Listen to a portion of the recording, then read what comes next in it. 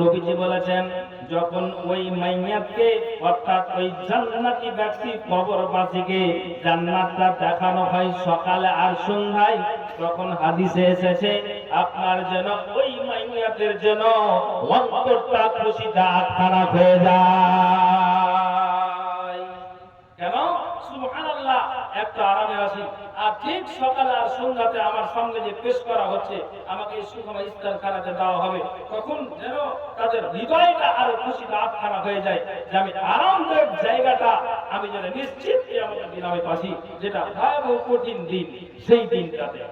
আবার কিন্তু নবীজি বলছেন ওয়া ইন কানা মিন আহলিন নারে ফামিন আহলিন নারে, যদি ব্যক্তিটা জাহান্নামী হয় তাহলে ওই পাপিষ্টি ব্যক্তিটাকে সকালে একবার সন্ধ্যায় একবার তার সামনে জাহান্নামটাকে পেশ করা হয়, দেখানো হয়, এর পাপিষ্টি আল্লাহর বান্দা, এই দেখো এই যে তোমার সামনে আগুনটাকে যেন দেখানো হচ্ছে জাহান্নামের আগুন, ওই আগুনে তোমাকে আল্লাহ তাআলা ভরে দিবেন। নবীজি বলছেন যখন ওই কবরবাসী পাপিষ্টি বান্দাকে যখন সকালে একবার জাহান্নাম খানা দেখানো হবে, সন্ধ্যাতে যখন দেখানো হবে বা দেখানো হয়, তখন নবীজি বলছেন যা তারা ছিল তার চাইতেও দ্বিগুণ তারা আতঙ্কিত হয়ে যাবে। কেন হয়ে যাবে?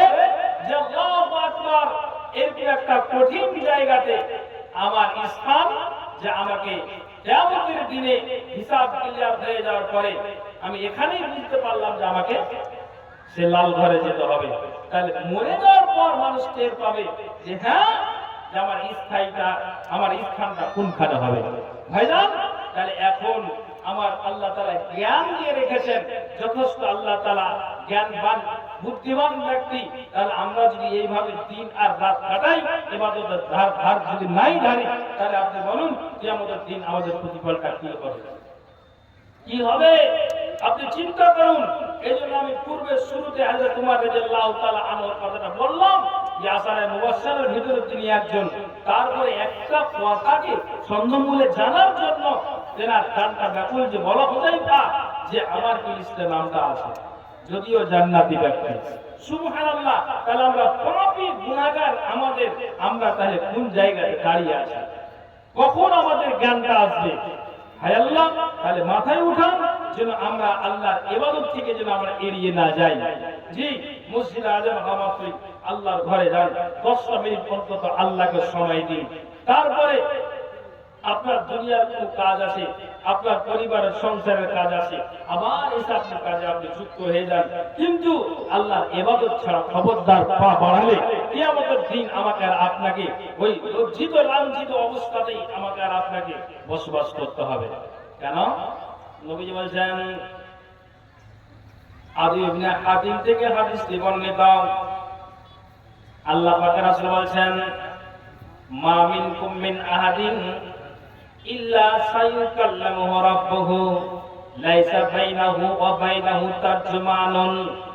ঠিক আল্লাহ পাকের রাসূল বলেছেন আল্লাহ এবং বান্দা যেন কথা বলাবলি হবে, আল্লাহ বান্দার সাথে কথা বলবেন, বান্দা আল্লাহর সাথে কথা বলবেন, মাঝখানে কোনো দোবাজি থাকবে না, পর্দা থাকবে না।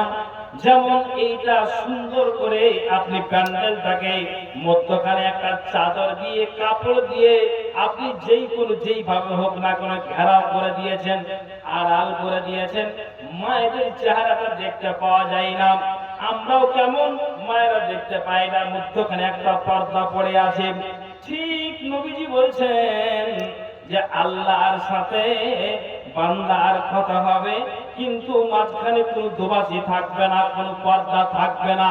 নবীজি বলছেন কিন্তু ওই বান্দাটা দাঁড়িয়ে থেকে বা আনজুরু আইমানা মিনহু ফালা ইয়ারা ইল্লা মা কাদ্দামা, যখন সে ওই ব্যক্তিটা, যে ব্যক্তি আল্লাহর সাথে কথা বলছেন, যখন সে আপনার ওই ডান দিকে তাকাবে, ডান দিকে তাকাতে গেলেন পূর্বে কি আমল আপনার করে এসেছে, কি আমল করে এসেছে আল্লাহর খাতাতে জমা আছে।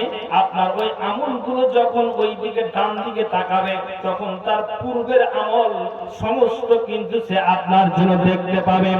হায় আল্লাহ, আমি 25 বছরের মাথায় আমি দেগুন গ্রামে একটা মানুষকে বিনা অপরাধে হত্যা করেছি, মার্ডার করেছি।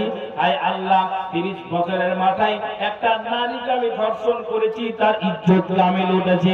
সুবহানাল্লাহ, এতিমের মালকে ভক্ষণ করেছি। আল্লাহ, তুমি আমার গায়ে তুমি আমার রক্ত দিয়েছিলে, জানের পারওয়া করেনি, নিজের ভাইয়ের জমিটাকে আমি আইলদা দিয়ে খেয়েছি। নবীজি বলছেন ওই ব্যক্তিটা যখন ডান দিকে তাকাবে তখন যেন তার পূর্বে পাঠানো আমলগুলো সব দেখতে পাবে।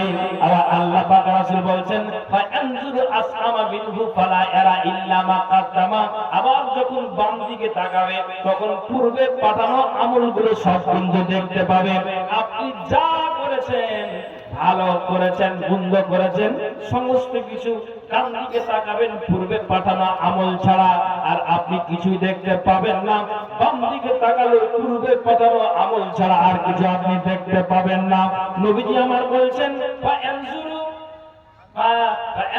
বাইনা ইয়াদাইহি ইল্লা নারা।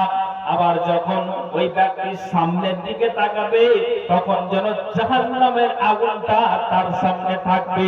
ডান দিকে তাকাবে তার আমল ছাড়া দেখতে পাবে না, বাম দিকে তাকাবে আমল ছাড়া দেখতে পাবে না, সামনে তাকাবে কিন্তু ওই